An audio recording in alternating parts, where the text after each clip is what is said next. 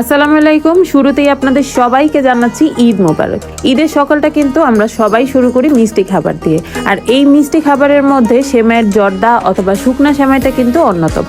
এই সেমাইটা অনেকেই অনেকভাবেই রান্না করেন, কিন্তু এই সেমাইটা কিভাবে ঝরঝরাভাবে রান্না করা যায়, বিশেষ করে নতুনদের জন্য আমার এই আজকের রেসিপির ভিডিওটি আশা করি অনেক কাজে আসবে। এখানে আমি 2 প্যাকেট বার্মিসেলি সেমাই নিয়েছি। এখন এই সেমাইগুলোকে এভাবে যতটুকু সম্ভব শুকনো লালচে করে ভেজে এবার চুলার আঁচ লো হিটে রেখে প্যানে পরিমাণ মতো তেল দিয়ে এর মধ্যে পরিমাণ মতো তেজপাতা, এলাচ ও দারচিনি দিয়ে সেমাইয়ের সাথে সামান্য সময়ের জন্য ভেজে নিচ্ছি। আর যেই পরিমাণে মিষ্টি পছন্দ করেন সেই অনুযায়ী চিনি ও 3 আঙ্গুলের 1 চিমটি পরিমাণে লবণ, তবে লবণটা অপশনাল, আপনারা চাইলে এটি বাদ দিতে পারেন।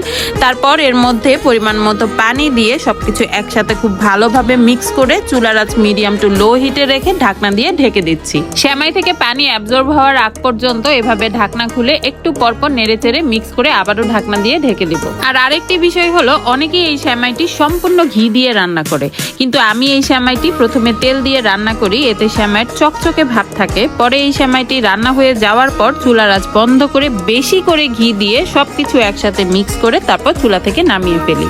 এতে ঘিয়ের সুন্দর একটা ফ্লেভার পুরো সেমাইয়ের মধ্যে চলে আসে। যখন দেখবেন সেমাইয়ের থেকে পানি এমন ভাবে অ্যাবজর্ব হয়ে গিয়েছে, তখন একটু চেক করে নিতে হবে।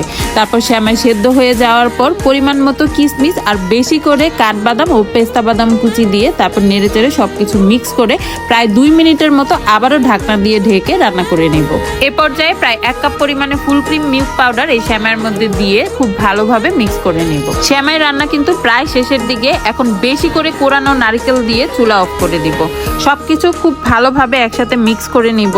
আর আমার কাছে এই সেমাই কিন্তু কাঁচা নারকেল ব্যবহার করলে মানে এর টেস্টটা বেশি ভালো লাগে, কারণ কাঁচা নারকেলের সুন্দর একটা ফ্লেভার আসে সেমাইয়ের মধ্যে। আর এখন আমার রান্নাটা শেষ। জাস্ট নামানোর আগে বেশি করে খাঁটি গাওয়া ঘি দিয়ে সবকিছু একসাথে মিক্স করে তারপর চুলা থেকে নামিয়ে নিব।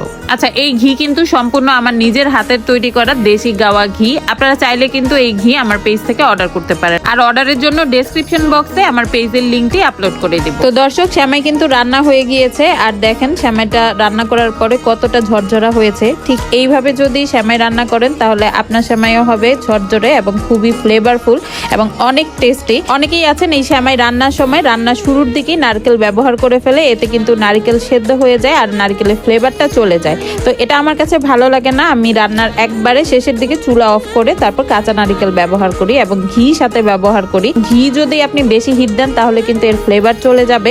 আপনি যদি রান্নার শেষের দিকে বেশি করে ঘি দেন তাহলে ঘিয়ের সুন্দর একটা ফ্লেভার পুরো রান্নার মধ্যে চলে আসবে। তো দর্শক, এই হলো আমার আজকের রেসিপির ভিডিও। আশা করি এবারের ঈদে আমার মতো এভাবে জর্দা সেমাই অথবা ঝরঝরা সেমাই রান্না করবেন আর সবাইকে খাওয়ানোর পর আপনার রান্নার তারিফ শুনবেন। তো আজকের মতো আমার রেসিপির ভিডিওটি এখানেই শেষ করছি। আবারও দেখা হবে আরো নতুন কোনো ভিডিও নিয়ে। সবাই ভালো থাকবেন এবং সুস্থ থাকবেন, আর সবাইকে আবারও জানাচ্ছি ঈদ মোবারক। আল্লাহ হাফেজ।